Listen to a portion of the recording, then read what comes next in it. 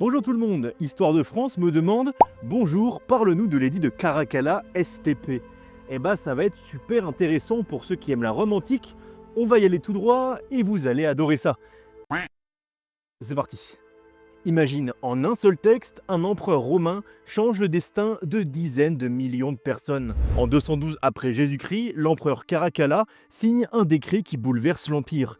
Il donne la citoyenneté romaine à presque tous les habitants libres. Avant lui, être un citoyen romain, c'était plutôt un privilège. Ça donnait le droit d'hériter, de se marier légalement, de posséder des terres et surtout d'avoir un vrai procès à Rome.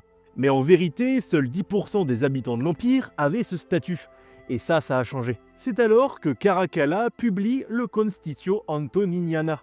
Et du jour au lendemain, des millions de Syriens, d'Hispaniques ou de Gaulois deviennent romains. Et si tu te demandes pourquoi, eh ben c'est pas par altruisme.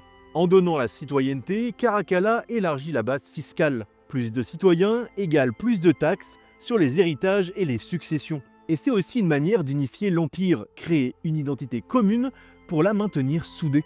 L'impact est énorme, les frontières entre Romains et provinciaux disparaissent, les élites locales gagnent du prestige et peuvent accéder aux carrières impériales.